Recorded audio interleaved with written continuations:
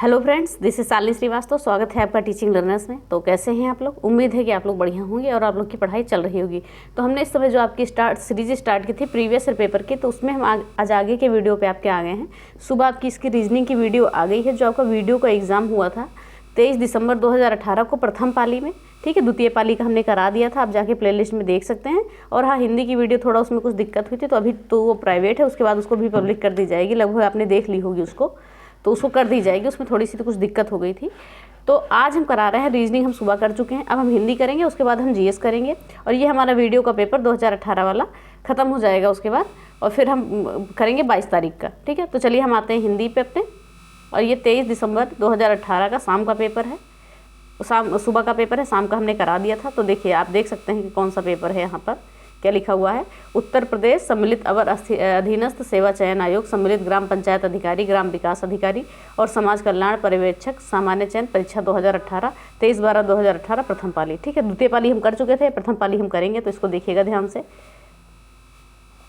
तो चलिए, एक गद्यांश दिया हुआ है सबसे पहले आपको पहले क्वेश्चन में। ठीक है, इसको पढ़ के हमें आंसर देना है इसका। तो गद्यांश क्या है, हम ध्यान से पढ़ते हैं। तो इसमें पहले हम क्वेश्चन पढ़ेंगे, फिर गद्यांश शुरू करेंगे, क्योंकि देखिए जब क्वेश्चन हम पहले पढ़ लेते हैं तो हमें एक आइडिया लग जाता है कि क्या चीज़ें हमें कैसे करनी है। अभी हम जैसे कि पैसेज में भी देखेंगे उन चीज़ों को। ठीक है, तो देखते हैं। उत्साह की गिनती अच्छे गुणों में होती है। किसी भाव के अच्छे या बुरे होने का निश्चय अधिकतर उसको प्रवृत्ति के शुभ अवसर, शुभ या अशुभ के परिणाम के विचार से होता है।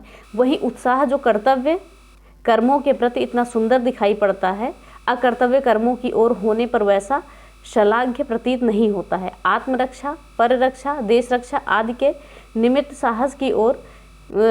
साहस की जो उमंग देखी जाती है, ठीक है, देखी जाती है, उसके सौंदर्य को परपीड़न यानी कि डकैती, ठीक है, परपीड़न डकैती आदि कर्मों का साहस कभी नहीं पहुंचता। यह बात होते हुए भी विशुद्ध उत्साह या साहस, ठीक है, विशुद्ध उत्साह या साहस की प्रशंसा संसार में थोड़ी बहुत होती है। अत्याचारियों या डाकुओं के शौर्य एवं व साहस की कथाएं भी लोग तारीफ करते हुए सुनते हैं। तो उपरोक्त गद्यांश के आधार पर निम्नलिखित प्रश्न का उत्तर दीजिए। तो प्रश्न पूछा गया है कि गद्यांश का मुख्य शीर्षक बताइए।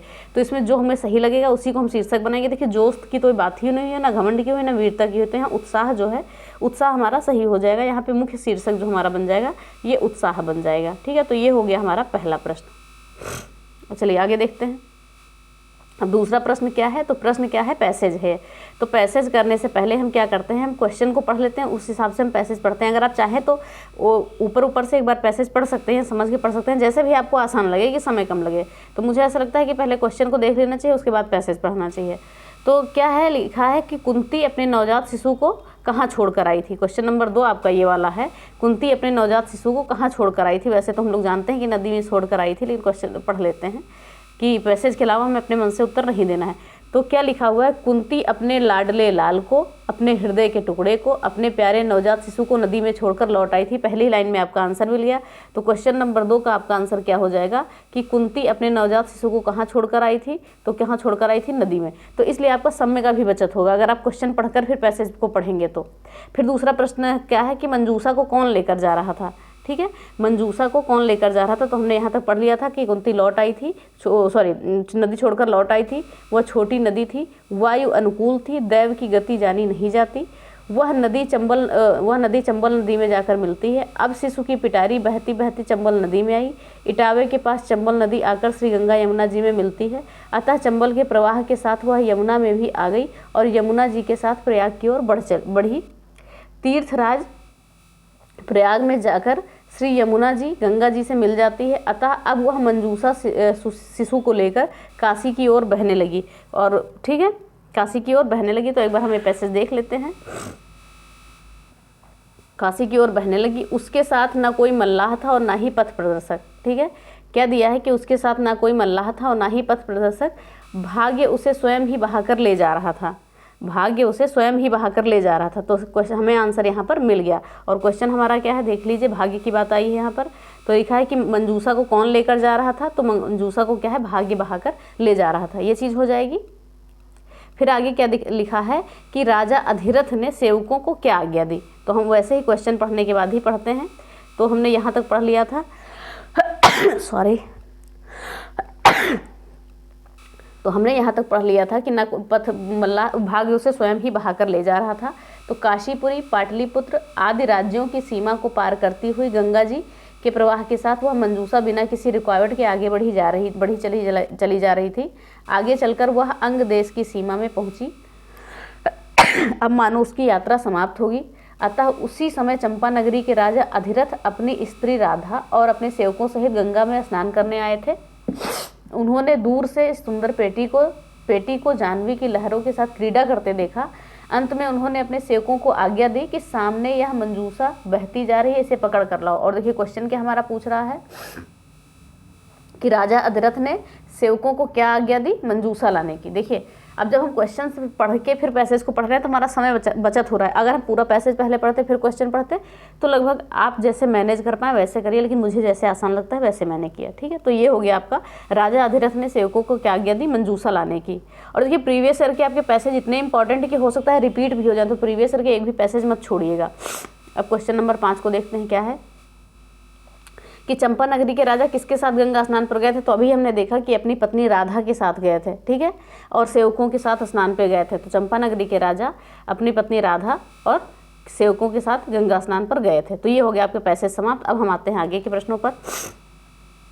आगे का प्रश्न आपका है कि जब कोई सरकारी पत्र, ज्ञापन या कार्यालय ज्ञापन एक साथ अनेक प्रेषितों को भेजा जाता है तो उसे क्या कहते हैं? ये सीधे सीधे मैंने क्वेश्चन भी आपको पत्र लेखन में कराया है और अच्छे से बिल्कुल करा दिया। तो ये होता है परिपत्र।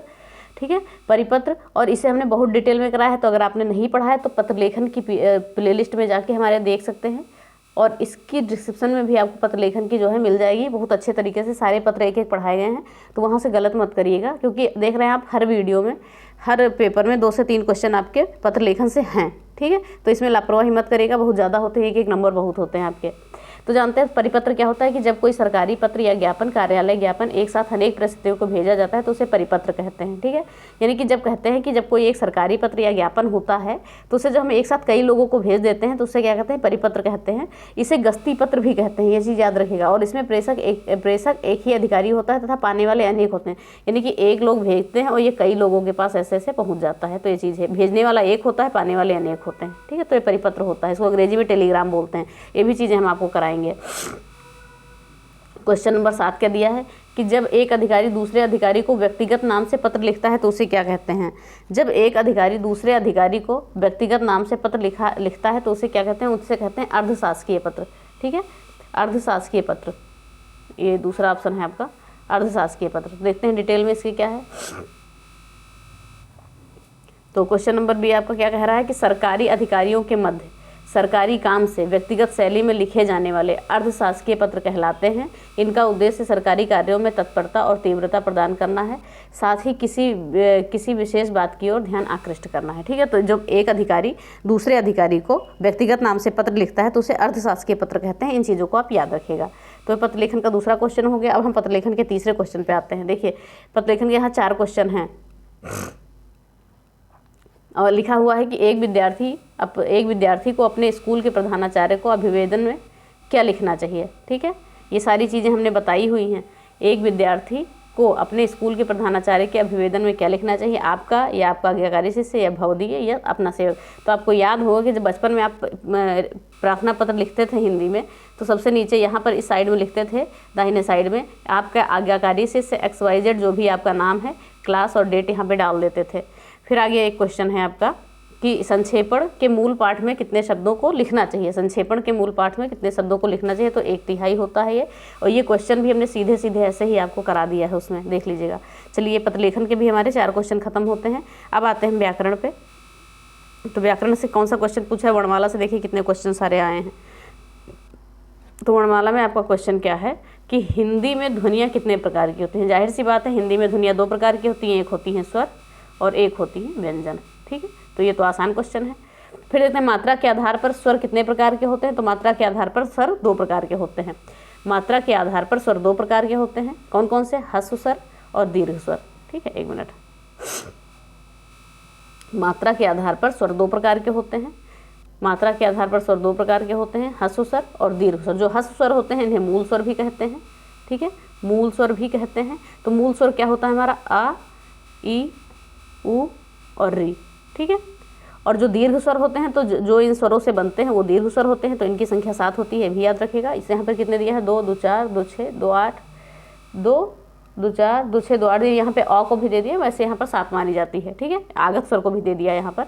तो ये याद रखिएगा, जो हस्व स्वर होते हैं, मूल स्वर होते हैं, ये आ, ई, उ, री होते हैं, मात्र 4 ही होते हैं। चाहे जहाँ आपसे पूछा जाए हस्व स्वर या मूल स्वर तो आप बता सकते हैं। और दीर्घ स्वर होते हैं बड़ा आ, बड़ी ई, बड़ा उ, ए, आए, ओ, आओ और आ, ठीक है। तो हो गया। फिर जिह्वा के आधार पर स्वर के कितने प्रकार के होते हैं, तो जिह्वा के आधार पर स्वर के 3 प्रकार होते हैं, अग्रस्वर, पश्च स्वर और अग्रस्वर, मध्य स्वर और पश्च स्वर। बहुत ही इंपॉर्टेंट है, ये सारे ऐसे क्वेश्चन पूछे जाते हैं और आपको सारी चीज़ें कराई गई हैं, तो प्लीज़ जाके पढ़ लीजिएगा एक बार हिंदी व्याकरण में।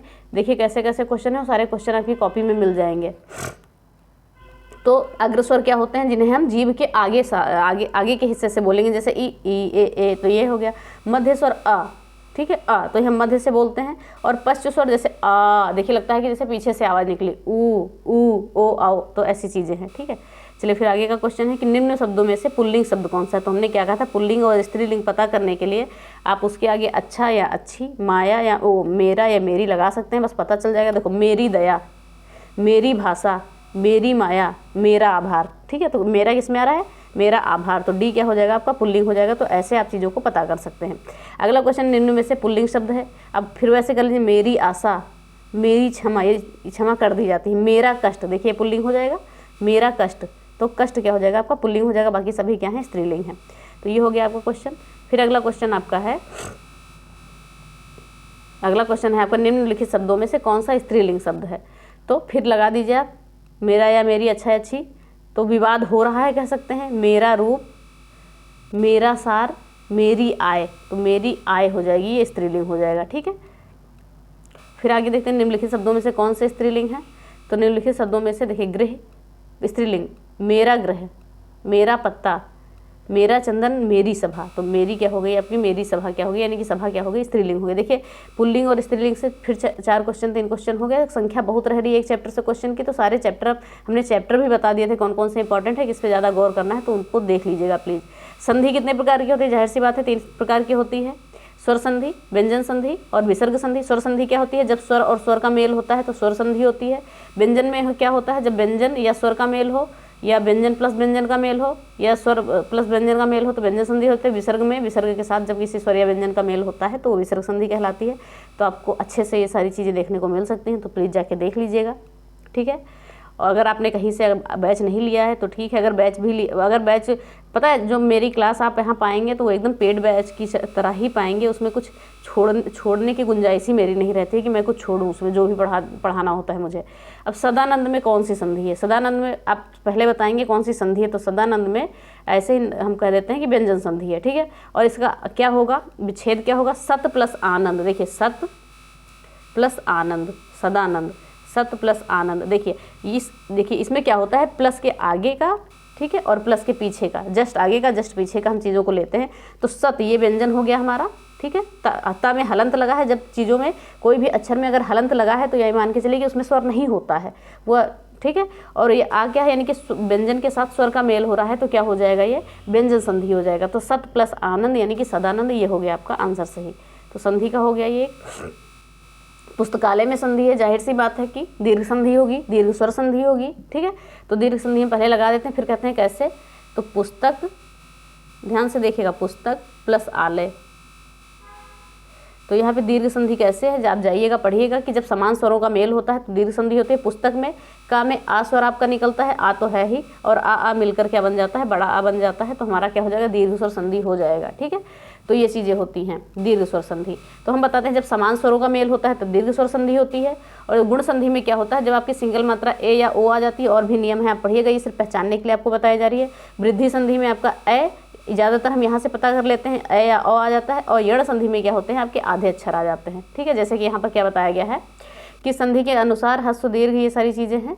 और जैसे वीर प्लस अंगना, वीरांगना, चलिए ये सारी चीज़ें हो गई। अब देखते हैं अभि प्लस उदय का संधि विच्छेद कीजिए। तो अभि प्लस उदय क्या हो जाएगा, अभ्युदय हो जाएगा आपका, ठीक है। अभि प्लस उदय क्या हो जाएगा आपका, अभ्युदय हो जाएगा।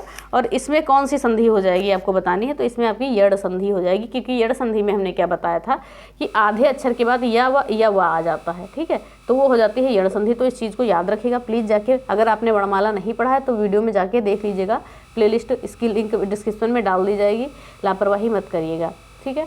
तो चलिए अब हम देखते हैं आगे, यथासंभव में समास कौन सा। देखिए कहाँ कहाँ से हमारे प्रश्न आ गए, गद्यांश से आ चुके हैं अभी तक, और आपके पत्रलेखन से आ चुके हैं, वर्णमाला से, पुल्लिंग स्त्रीलिंग से और संधि से, ठीक है। देखिए कौन कौन से चैप्टर से, और वेटेज रह रहा है अच्छा खासा 2-4 क्वेश्चंस का। अब यथासंभव में कौन सा समास है, यथासंभव में आपका क्या होगा, अव्ययी भाव समास होगा।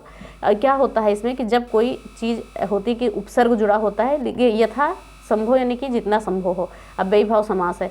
इस समास का प्रथम इसका क्या होता है, अव्ययी भाव में प्रथम पद प्रधान होता है और तथा अव्यय होता है, ठीक है।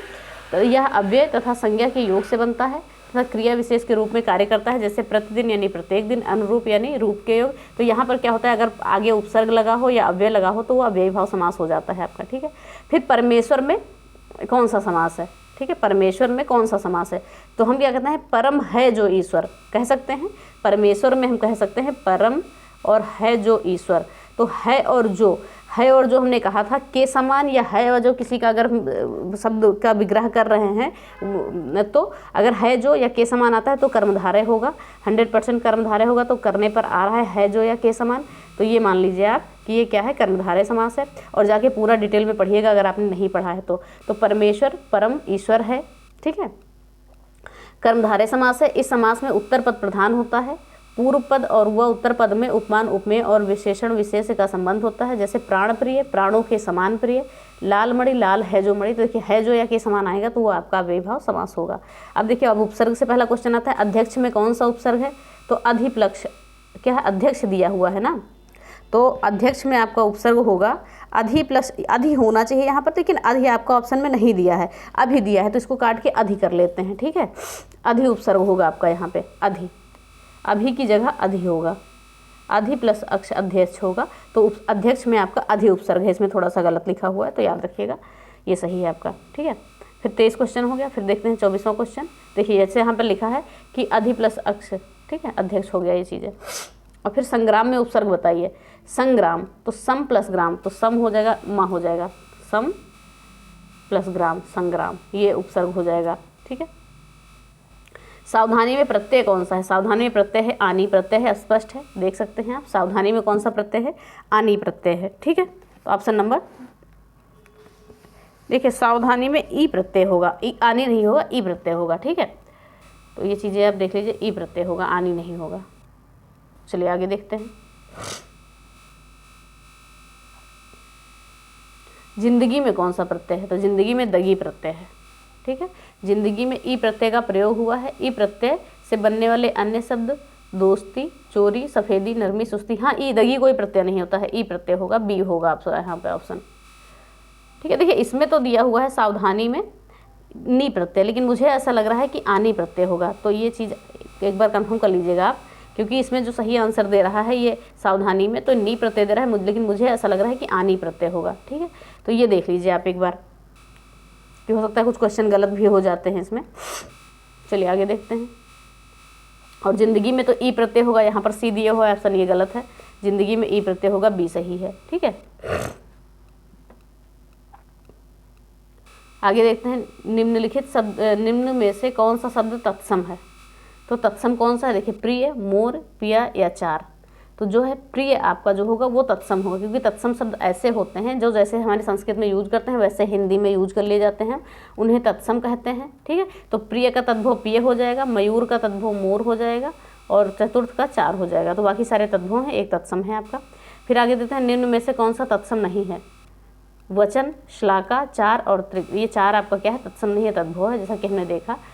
वचन का तद्भव क्या होगा आपका, वचन होगा, ठीक है। वचन का तद्भव आपका होगा वचन। शलाका का सलाई, शलाका का सलाई याद रखेगा, तिक, और क्या लिखा हुआ है, तिक्ती, तिक्ती का तीता, और चतुर्थ का चार। निम्नलिखित में कौन सा शब्द विदेशज है, तो इसमें विदेशज की बात की गई है। तो विदेशज इसमें कौन सा शब्द है आपको बताना है, रिक्शा है, जूता है, तेंदुआ है या नव है। तो यहाँ पर आपका विदेशज शब्द जो है वो रिक्शा है, और रिक्शा कौन सा शब्द है, ये जापानी शब्द है, ठीक है। और बाकी सारे देशज शब्द हैं। तो 29 नंबर क्वेश्चन हो गया आपका। हम 30 नंबर क्वेश्चन पे आते हैं। गाय में कौन सी संज्ञा है, आप बताइए। गाय में कौन सी संज्ञा, तो गाय में क्या है, जातिवाचक संज्ञा है, क्योंकि गाय की जो है कई जातियाँ होती हैं, जैसे साहीवाल हो गई, ये सारी चीज़ें हो गई। जैसे देखिए व्यक्तिवाचक संज्ञा किसे कहते हैं, जब पर्टिकुलर किसी चीज़ के बारे में बात की जाती है, जैसे लखनऊ हो गया, आप मेरा नाम हो गया, शालिनी नाम है, ठीक है, तो ये व्यक्तिवाचक संज्ञा हो। भाववाचक जिसमें किसी का भाव स्पष्ट होता है तो भाववाचक हो जाता है। द्रव्यवाचक वो द्रव से संबंधित होता है, तो यहाँ पर क्या होगा, जातिवाचक संज्ञा। अगर आपने नहीं देखा है तो आप जाके वीडियो देख सकते हैं। और निम्न में से कौन सी भाववाचक संज्ञा है, अब बताइए। जो हमें भाव से कोई चीज़ें पता चले तो वो चीज़ें होती है भाववाचक संज्ञा। तो यहाँ पर जाहिर सी बात है कि बीमारी हो जाएगी आपकी भाववाचक संज्ञा, ठीक है, क्योंकि बीमारी हमें फील होती है। और फिर क्वेश्चन नंबर 31, हाँ, हिंदी में कुल कितने सर्वनाम होते हैं, अब बताइए। हिंदी में कुल सर्वनाम क्या होते हैं, 11 होते हैं। हमने 11 सर्वनामों के नाम भी आपको एक एक सर्वनाम के नाम बता दिए हैं, ध्यान से देखिएगा। एक एक सर्वनामों का नाम हमने बता दिया है, और बहुत ही इंपॉर्टेंट चीज़ें हैं, यहाँ से जाके पूरा व्याकरण पढ़ लीजिएगा। मैं, तू, आप, वह, यह, वह, जो, सो, कुछ, कौन, क्या, तो ये हमने एक एक नाम आपको बताया है, देख लीजिएगा सर्वनाम वाली वीडियो में जाके, ठीक है। तो ये हो गया। फिर सर्वनाम के कुल कितने भेद होते हैं, तो 6 भेद होते हैं। कौन कौन से, पुरुषवाचक सर्वनाम, निश्चयवाचक सर्वनाम, निजवाचक, संबंधवाचक, अनिश्चयवाचक, ठीक है। और एक और आपका कौन सा होता है, निश्चय, अनिश्चयवाचक और प्रश्नवाचक। अब पर्वतीय शब्द में पर्वतीय कौन सा विशेषण है, पर्वतीय कौन सा विशेषण है, तो पर्वतीय क्या है, गुणवाचक विशेषण है। तो किसी चीज़ का गुण बताया जा रहा है कि ये पर्वतीय है। बाकी इसमें से संख्यावाचक, जिसमें संख्या का होता है, परिमाण यानी कि नाप तौल से संबंधित, और सार्वनामिक यानी सर्वनाम से संबंधित चीज़ें होंगी, तो वो विशेषण होगा। अब आगे का क्वेश्चन हमारा क्वेश्चन नंबर 35 के निम्न में से कौन सा शब्द विशेषण है, ध्यान से सुनिएगा। आगरा तो आपका विशेषण नहीं है, कुछ ये भी विशेषण नहीं, लिखना भी नहीं, और चमकीला विशेषण। जैसे हमने कहा कि ये वस्तु चमकीली लग रही है, तो वस्तु की विशेषता क्या है, चमकीली, ठीक है। तो ये क्या होता है कि जो संज्ञा और सर्वनाम की विशेषता बताते हैं उन्हें हम क्या कहते हैं, विशेषण कहते हैं, ठीक है। तो चमकीला हो जाएगा, इसमें विशेषण हो जाएगा। फिर जो शब्द संज्ञा की विशेषता बताते हैं उन्हें क्या कहते हैं, तो उन्हें जाहिर सी बात है विशेषण कहते हैं, जैसा कि हमने बताया, ठीक है। और सब विशेषता संज्ञा के आकार को, जैसे हो गया कि आकार, रूप, ये सारी चीज़ें होती हैं। तो अगर आप डिटेल में पढ़ना चाहते हैं तो प्लीज़ वीडियो जाके आप पढ़ लीजिएगा। फिर अगला क्वेश्चन हमारा आता है, राम सो रहा है, इस वाक्य में कौन सी क्रिया है, तो जाहिर सी बात है अकर्मक क्रिया होगी, क्योंकि इसमें कोई कर्म तो बता नहीं रहा है, और ना ही सोने का कोई वो होता है, तो अकर्मक हो गया। तो राम सो रहा है वाक्य में अकर्मक क्रिया है। जिस क्रिया का फल कर्ता पर पड़ता है वह क्रिया अकर्मक होती है, कहलाती है। इस क्रिया में कर्म का अभाव होता है, जैसे सोहन हंस रहा है, तो वह सोहन हंस रहा है, क्या, देखिए जहाँ पर क्या और कौन करने से आंसर निकल आए तो वो आपका सकर्मक होता है, नहीं तो अकर्मक क्रियाएं होती हैं, ठीक। कोई चीज़ें अपवाद हैं, वो चीज़ें आप पढ़ेंगे तो जानेंगे। आप डिटेल में पढ़ना है तो जाके पढ़ सकते हैं। वह 1 सप्ताह बाद आया, इस वाक्य में कौन सा शब्द क्रिया विशेषण है, वह 1 सप्ताह बाद आया, इस वाक्य में कौन सा क्रिया विशेषण है। तो इसमें देखिए क्रिया की विशेषता कौन बता रहा है, क्या बता रहा है कि वह आया, तो ठीक है, क्रिया विशेषण बता रहा है। तो इसमें क्रिया क्या हो गई, आया तो, लेकिन कब आया, बाद में आया, तो क्रिया की विशेषता क्या हो गई, इसमें बाद में आया। तो वह 1 सप्ताह बाद आया, वाक्य में बाद शब्द क्रिया विशेषण है। जिन शब्दों में क्रिया की विशेषता का ज्ञान होता है उन्हें क्रिया विशेषण कहते हैं। जैसे यह कल अवश्य जाएगा, इस वाक्य में आएगा क्रिया, तो ये सारी चीज़ें हैं, तो इसको आप थोड़ा सा देख लीजिएगा। तो वह 1 सप्ताह बाद आएगा, उसमें बाद क्या है, वह क्रिया विशेषण है। फिर आगे क्या है, 39 नंबर क्वेश्चन आपका, सेनाएं युद्ध क्षेत्र में आगे बढ़ी, सेनाएं युद्ध क्षेत्र में आगे बढ़ी, इस वाक्य के संबंध में संबंधवाचक बताइए, ठीक है। इस वाक्य में संबंधवाचक बताइए। तो क्या लिखा है, सेनाएं युद्ध क्षेत्र में आगे बढ़ी, तो सेनाएं युद्ध क्षेत्र से आगे बढ़ी, वाक्य में संबंधवाचक शब्द आगे है, ठीक है। ये संबंध प्रदर्शित कर रहा है कि आगे बढ़ी। तो जिस अव्यय से 2 पदों के बीच परस्पर संबंध सूचित हो, ठीक है, उन्हें उस संबंध बोधक अव्यय कहते हैं उसे। जैसे पहले, बाद, अब तक, द्वारा, अलावा, अपेक्षा, समीप, कारण, आसपास। तो इन चीज़ों को भी देख लीजिएगा। फिर अगला क्वेश्चन हमारा क्या है कि मैं आया और गया, मैं आया और गया, इस वाक्य में समुच्चय बोधक शब्द बताइए। तो इसमें क्या है, समुच्चय बोधक यानी कि क्या हो जाएगा, और हो जाएगा। डिटेल हम देख लेते हैं इसका। तो क्या दिया है, मैं आया और गया, वह आया और गया, तो वह आया और गया में समुच्चय बोधक शब्द और है। जो अव्यय 2 पदों या 2 उपवाक्यों या 2 वाक्यों को परस्पर जोड़ते हैं वो क्या होते हैं, समुच्चय बोधक अव्यय होते हैं। जैसे तथा, परंतु, अतः, इसलिए, और, वरन, ये सारी चीज़ें आ जाती हैं। फिर है अगला क्वेश्चन आपका कि हाय अब मैं क्या करूं, इसमें विस्मय बोधक शब्द बताइए। तो इसमें क्या हो जाएगा, विस्मय बोधक हाय हो जाएगा, क्योंकि हाय के आगे क्या लगा है आपका, ये निशान लगा है, ये विस्मय बोधक चिन्ह लगा है, ठीक है। हाय हो गया, छी हो गया, वाह हो गया, जैसे कि लिखा है आप देख सकते हैं। तो फिर अगला क्वेश्चन है हमारा 42 नंबर कि कौन सा अनीक शब्द का पर्यायवाची है। अब बताइए अनीक शब्द का पर्यायवाची, तो अनीक जो है वो सेना का पर्यायवाची होता है। ठीक है, तो अनीक शब्द सेना का पर्यायवाची है। सेना के अन्य पर्यायवाची शब्द जैसे सैन्य, फौजी, वाहनी, कटक, लश्कर और अनीकनी। अग्नि के पर्यायवाची शब्द हैं आग, पावक, अनल, वायु, हुतासन, ये अग्नि के हो गए। ठीक है, और घोड़े का पर्यायवाची क्या होता है तुरंग, वज, घोटक, हय, अश्व। और अर्जुन का पर्यायवाची क्या होता है धनंजय, पार्थ और भारत और गांडीवधारी। तो ये सारी चीज़ें। अब कपड़ा का पर्यायवाची बताना है हमें, तो कपड़ा का क्या हो जाएगा वसन, यानी कि वस्त्र। और कपड़े का और पर्यायवाची क्या है आपका वस्त्र है, पट है, चीर है, पहरावा है। ठीक, अब आकाश का विलोम बताइए, तो आकाश का जाहिर सी बात विलोम क्या है पाताल। ठीक है, धरती का आकाश, अनर्थ का अर्थ, अनग का अघ। ठीक है, तो ये सारी चीज़ें हो जाएंगी। पृथ्वी का विलोम बताइए, तो पृथ्वी का विलोम क्या है आकाश है। ठीक है, पृथ्वी या धरती का विलोम आकाश है। पाताल का विलोम तो आकाश ही होगा। गोचर का अगोचर होगा। और आपका क्या दें लौकिक का अलौकिक होगा। ठीक है, चलिए आगे देख लेते हैं। 46 नंबर क्वेश्चन है आपका अभय और उभय। क्या लिखा है अभय और उभय शब्द युग्म में सही अर्थ है। अभय का क्या अर्थ है निर्भय, और अभय मतलब बिना भय के, यानी कि निर्भय कह सकते हैं, बिना भय के या निर्भय कह सकते हैं। और उभय, उभय मतलब होता है आपका दोनों। ठीक है, दोनों। तो ये हो जाएगा आपका पहला ही ऑप्शन सही हो जाएगा। अभय और उभय शब्द का सही अर्थ क्या है निर्भय और दोनों। तो अभय यानी कि इसके अंदर भय ना हो, जो निर्भय तरीके हो, जो डरता ना हो, तो वो चीज़ें हैं। अली, अली कितनी बार ये क्वेश्चन पूछा गया है अली और अली, अली और अली। 47 नंबर क्वेश्चन है आपका। तो ये क्या पूछा गया है अली और अली में क्या है, तो अली मतलब होता है भौरा और अली मतलब होता है सखी। क्या होता है अली मतलब होता है भौरा और अली मतलब होता है सखी। इन चीज़ों को याद रखेगा। और अंश और अंश, अंश मतलब कंधा और अंश मतलब हिस्सा, ये इसका हो जाएगा। दमन और दामन तो दबाना आंचले हो जाएगा। और दर्शन दरस मूर्त विचार हो जाएगा। सारी चीज़ें हैं।